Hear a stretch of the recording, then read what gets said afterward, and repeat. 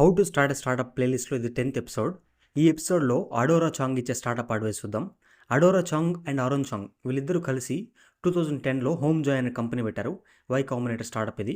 Home Joy ఏం చేస్తుందంటే house cleaners ఎవరైతే ఉంటారో వాళ్ళని కస్టమర్స్తో కనెక్ట్ చేస్తుంది. ఊబర్ అనేది ట్యాక్సీ డ్రైవర్స్ని కస్టమర్స్తో కనెక్ట్ చేసినట్టు హోమ్ జాయ్ అనేది హౌస్ క్లీనర్స్ని కస్టమర్స్తో కనెక్ట్ చేస్తుంది ఒక యాప్తో.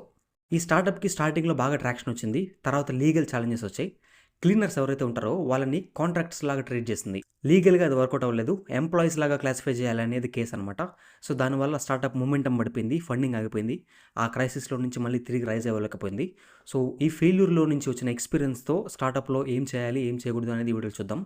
స్టార్టప్ పెట్టకముందు ఏం చేయాలి అనేది చూద్దాం. ప్రోడక్ట్ ఆర్ సర్వీస్ బిల్డ్ చేసేటప్పుడు ఏం చేయాలి, user acquisition and feedback loop ఇవన్నీ చూద్దాం. స్టార్టప్ గ్రోత్ ఎలా అనేది కూడా చూద్దాం. సెక్షన్ నెంబర్ 1, స్టార్టప్ పెట్టక ముందు ఏం చేయాలి. ఇందులో 3 లెసన్స్ ఉన్నాయి. Lesson number 1, pain point or problem. Startup idea రావాలంటే మార్కెట్లో ఉండే ఒక పెయిన్ పాయింట్ చిక్కాలి. మీ ప్రోడక్ట్ ఆర్ సర్వీస్ ఏదైతే ఉంటుందో అది నిజంగా మార్కెట్లో ఉండే ఒక పెయిన్ పాయింట్ని అడ్రస్ చేయాలి. ఒక రియల్ ప్రాబ్లమ్ సాల్వ్ చేయాలి. ఆ పెయిన్ పాయింట్ పర్సనల్గా మీకే ఉంటే ఇంకా చాలా బెటర్. పెద్ద పెద్ద సక్సెస్ఫుల్ స్టార్టప్స్ అలాగే బిల్డ్ అయ్యాయి. అండ్ మీకు ఒక్కటే ఉంటే సరిపోదు, అది మార్కెట్లో ఎంతమందికి చాలా మందికి ఉందా లేదా అని కూడా చూడాలి. సో మీకు ఒక ఐడియా వస్తే వెంటనే ఆ ఐడియా మీద ఫిక్స్ అయిపోద్దు. చాలా ఫ్లెక్సిబుల్గా ఉండాలి. మేబీ ఈ ఐడియా అసలు కరెక్ట్ కాదేమో, ఐడియాని చేంజ్ చేయాల్సి వస్తుందేమో అనే మైండ్ సెట్తో ఉండాలి. అసలు ఎలాన్ మస్క్ కూడా Tesla and space X successful అవుతాయని అనుకోలేదు. లెసన్ నెంబర్ 2, ప్యాషన్ ఉండాలి. మీ ఐడియా మీద, మీ ప్రోడక్ట్ మీద ఆర్ సర్వీస్ మీద మీకు చాలా ప్యాషన్ ఉండాలి. అది లేకపోతే వర్కౌట్ అవ్వదు. సో అందుకే మీరు ఏదో ఒక స్టార్టప్ పెట్టాలి అనే మైండ్ సెట్తో ఉండొద్దు. అదొక ఆర్టిఫిషియల్ అంబిషన్. ఎప్పుడైతే న్యాచురల్గా చాలా ఆర్గానిక్గా మీకే ఒక దాని మీద చాలా ఎక్కువ ప్యాషన్ వస్తుందో, ఇంట్రెస్ట్ వస్తుందో, ఆ ప్రాబ్లమ్ని ఫిక్స్ చేయాలి, దాని మీద వర్క్ చేయాలని, అప్పుడు ఆ ఐడియాతో మీరు ముందుకు పోవాలి. ఇప్పుడు పెద్ద పెద్ద కంపెనీస్ ఏవైతే ఉన్నాయో, అది గూగుల్ అయినా, మైక్రోసాఫ్ట్ అయినా, ఫేస్బుక్ అయినా, ఇవేవి కూడా ముందు నుంచే కంపెనీ పెట్టాలి అని ప్లాన్ చేసుకుని పెట్టినవి కాదు. వాళ్ళు అసలు ఇమాజిన్ చేసుకోలేదు వరల్డ్లోనే టాప్ కంపెనీస్ అయిపోతాయని. వాళ్ళు జస్ట్ వాళ్ళకి నచ్చిన దాని మీద, వాళ్ళకి ప్యాషన్ ఉన్న దాని మీద వర్క్ చేస్తూ పోయారు. తర్వాత అర్థమైంది వాళ్ళకి ఇది ఇంత పెద్దది అవుతుంది అని చెప్పి. సో మీ ఐడియా మీద నిజంగా ప్యాషన్ లేకపోతే స్టార్టప్ పెట్టద్దు. ఒకవేళ పెట్టినా జస్ట్ ఏదో ఎక్స్పీరియన్స్ కోసం పెట్టాలి. దాని మీద హోప్స్, ఎక్స్పెక్టేషన్స్ పెట్టుకుని పెట్టకూడదు. Lesson number 3, mastering the industry. Elon Musk PayPal పెట్టకముందు బ్యాంకింగ్ ఇండస్ట్రీ గురించి చాలా బుక్స్ చదివాడు. ఇది ఎలాన్ మస్క్ బయోగ్రఫీలో ఉంటుంది. మీ ఐడియా ఏ ఇండస్ట్రీలో అయితే ఉంటుందో ఆ ఇండస్ట్రీలో మీరు ఎక్స్పర్ట్ అయిపోవాలి. ఆ ఇండస్ట్రీ గురించి బుక్స్ చదవండి. ఆ ఇండస్ట్రీ గురించి బాగా తెలిసిన వాళ్ళతో వెళ్ళి మాట్లాడండి. మీరు వెళ్ళి ఆ ఇండస్ట్రీలో వర్క్ చేయండి. ఆ ఇండస్ట్రీలో ఉండే కంపెనీస్ ఏవైతే ఉన్నాయో అవి ఏవే కంపెనీస్ ఉన్నాయి అండ్ అవి ఎలా వర్క్ అవుతాయి, అందులో టాప్ కంపెనీస్ ఏంది, అవన్నీ చూడండి. You have to gain maximum knowledge and understanding of that industry. ఎంత ఎక్కువ రీసెర్చ్ చేస్తే అంత better. Section number 2, building the product or service, user acquisition and feedback. Lesson number 1, product build చేసేటప్పుడు ఒకటేసారి డిఫరెంట్ టైప్స్ ఆఫ్ కస్టమర్స్ని టార్గెట్ చేయకూడదు. Only ఒక type of customer segment మీద focus చేయాలి. ఫర్ ఎగ్జాంపుల్, అమెజాన్ స్టార్టింగ్లో ఓన్లీ బుక్సే అమ్మింది ఆన్లైన్లో. సో మీరు అప్పుడు బుక్ రీడర్స్ అనే కస్టమర్ సెగ్మెంట్ని ఎక్కువ ఫోకస్ చేయొచ్చు. బుక్ రీడింగ్ కస్టమర్స్ వాళ్ళకున్న నీడ్స్ ఏంటి, వాళ్ళకి ది బెస్ట్ ప్రోడక్ట్ ఎలా బిల్డ్ చేయాలనేది ఎక్కువ టార్గెట్ చేయొచ్చు. ఒకటేసారి మల్టిపుల్ కస్టమర్ సెగ్మెంట్స్ మీద ఫోకస్ చేస్తే ఒకే దాని మీద ఫోకస్ లేనప్పుడు ఏది కూడా సరిగ్గా చేయమన్నమాట. Lesson number 2, ideal user experience ఎలా ఉండాలో ఇమాజిన్ చేసుకోవాలి. మనకు మైండ్లో ఒక పర్ఫెక్ట్ ఎక్స్పీరియన్స్ ఎలా ఉంటుంది అనేది ఇమాజిన్ చేసుకోవాలి. అసలు మన ప్రోడక్ట్ వాళ్ళకి ఎలా తెలుస్తుంది అనే దగ్గర నుంచి, ప్రోడక్ట్ వాళ్ళు యూజ్ చేయడం ఎట్లా ఉండాలి, అండ్ లాస్ట్లో వాళ్ళు రేటింగ్ ఎలా ఇవ్వాలి, అది స్టార్టింగ్ నుంచి ఎండింగ్ వరకు ఎండ్ టు ఎండ్ ఆ ఇమాజినేషన్ ఉండాలి మనకి.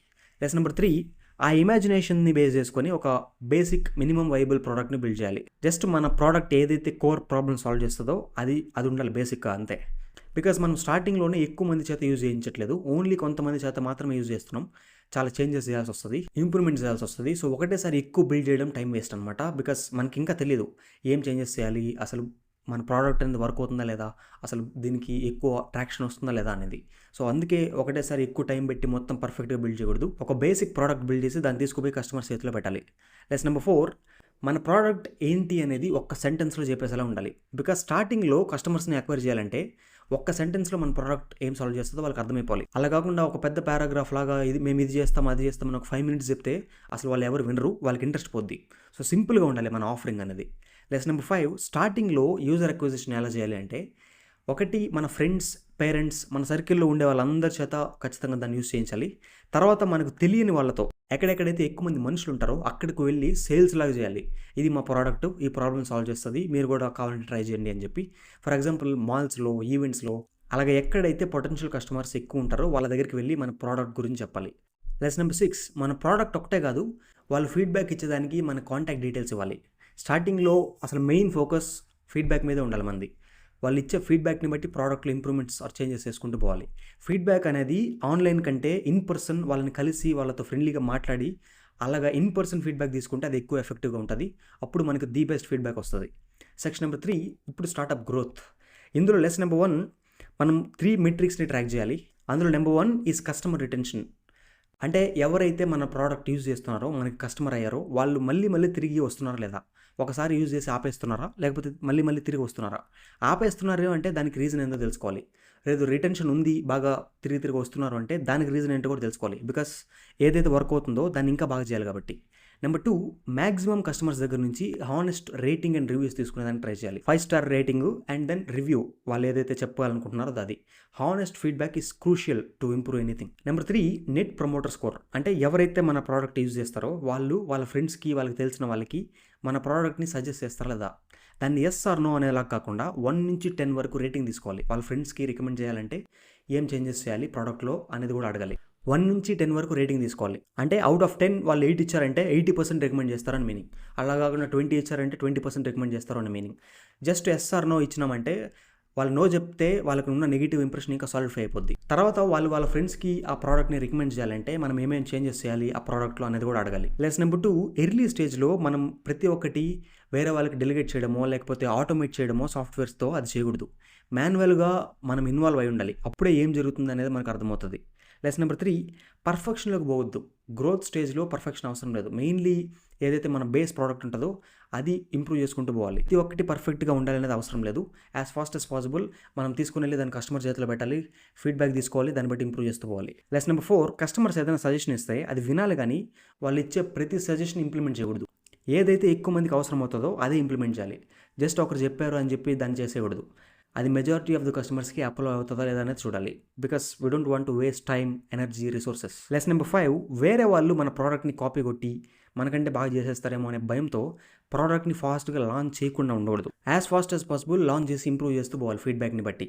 Lesson number 6 marketing. ఇందులో పాయింట్ నెంబర్ 1 ఒక్కటేసారి మల్టిపుల్ ఛానల్స్తో మార్కెటింగ్ చేయొద్దు. ఫస్ట్ ఈమెయిల్ మార్కెటింగ్ చేస్తామంటే ఓన్లీ అదే చేయండి ఒక 10 days. అది వర్క్ అవుతుంది అంటే అది వర్క్ అయ్యేంత వరకు అదే చేస్తూ పోవాలి. తర్వాత ఇంకా అది వర్క్ అవడం ఆగిపోయింది అంటే తర్వాత social media are Google ads అలాగా.